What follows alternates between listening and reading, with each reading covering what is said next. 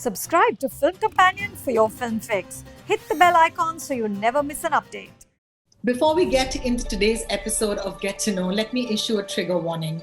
This episode of Get to Know is going to be empathetic towards women and talks about mental health issues. To get to know Parveen Babi, let's flash back to June of 2020. In the height of a pandemic, an actor passes on under mysterious circumstances and an entire nation goes berserk in its aftermath. Whether the actor died by suicide or by murder, as his Twitter army screamed on social media, one thing was evident: no one wanted to acknowledge that maybe he, like many celebrities in the past, might have been suffering from a mental condition and needed help.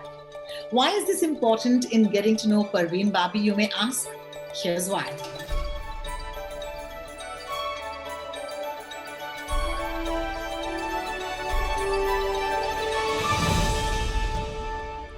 Long before Daksha Sheth on Kyunki Saas Bhi Kabhi Bahu Thi spoke of Junagadh, Parveen Babi made this little town of Gujarat famous by being born there. The Babis were Pathan, settled in Gujarat, and much has been spoken of the fact that Parveen might be of royal lineage.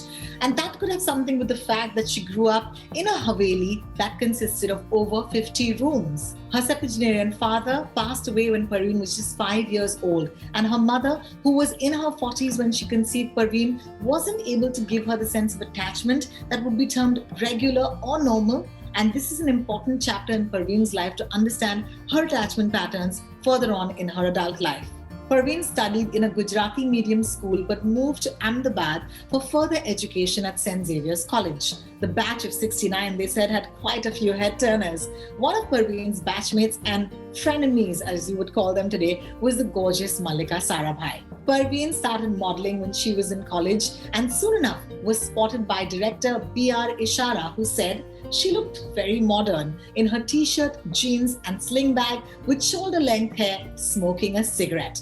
He offers her a film and Parveen asks to read the script. An aberration at the time for a young girl who was on the cusp of fame. Impressed by her confidence, B.R. Ishara narrates the story of a mother-daughter relationship and Parveen jumps at the opportunity to play the mother. It was the first heroine he signed on stamp paper for a princely sum of 3 rupees and 50 paise, only to promptly forget about it after.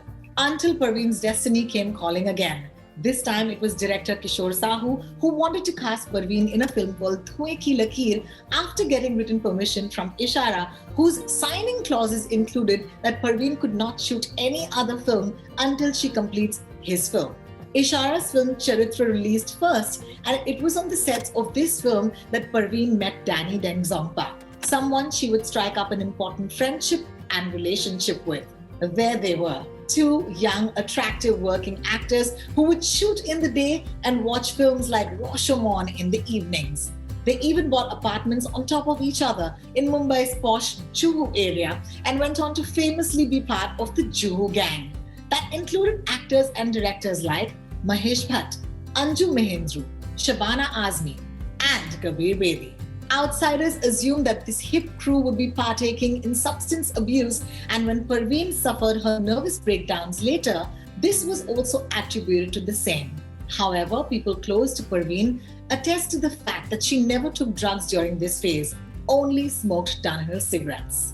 So was it Parveen's free-spirited lifestyle, her affinity towards dressing in modern clothes, her polished English ways of speaking, or the fact that she did not hide any of her relationships that made her easy bait for headlines? I wonder. She had a photographic memory and she could memorize dialogues and deliver them better than most of her contemporaries. Or the fact that she was punctual and professional? Well, these were traits that definitely got her movie after movie. The biggest filmmakers of the 70s and 80s wanted to work with Parveen again and again. Within the first year of her debut, Parveen was signed for 8 films, which included Majboor opposite Amitabh Bachchan in 1973. She went on to work in 8 films with Amitabh Bachchan, including massive hits like Amar Akbar Anthony and Diwar.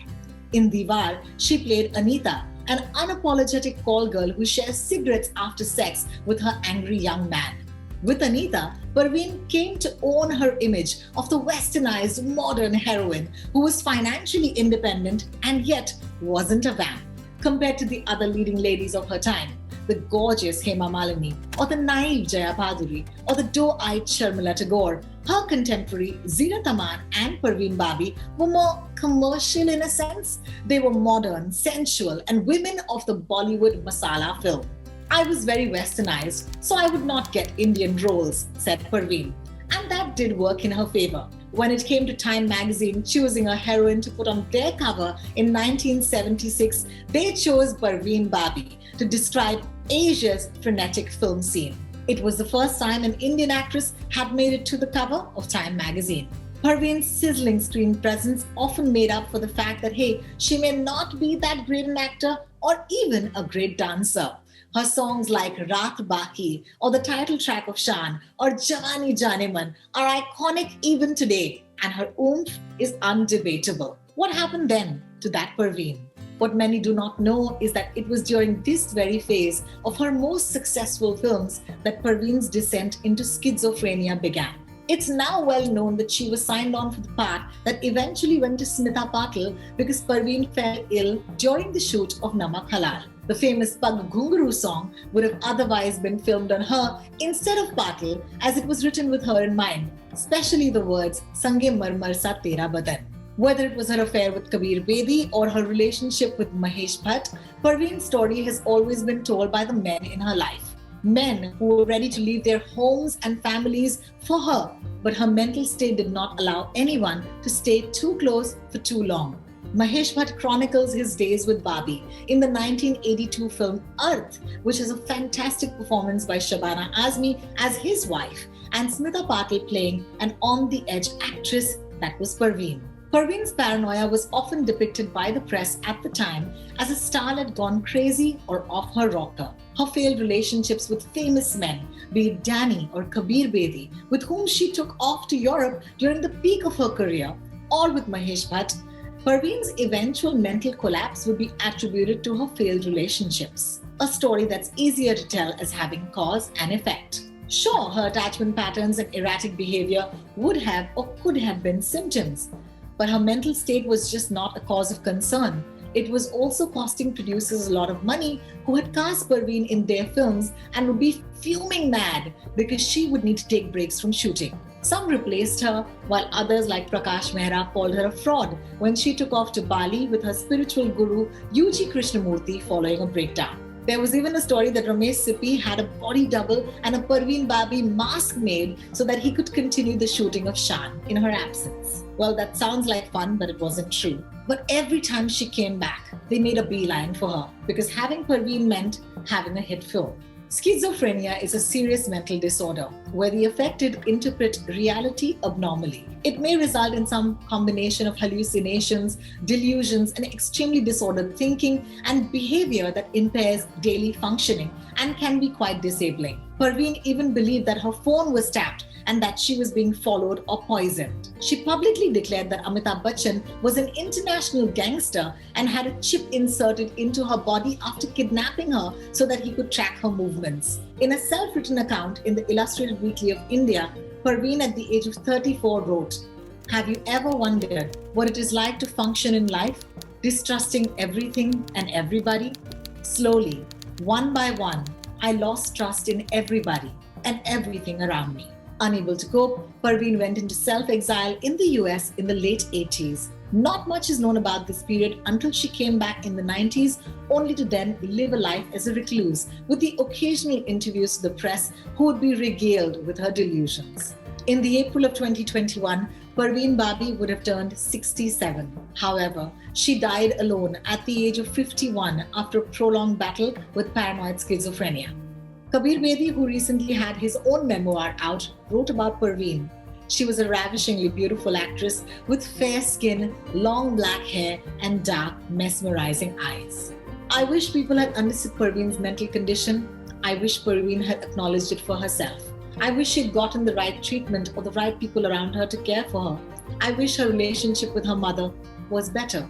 But more often than not, it's hard to live with a mental illness. Karishma Upadhyay has a lovely book. It's called Parveen Babi, A Life, and it's a detailed, unbiased, and sensitive account of Parveen's life.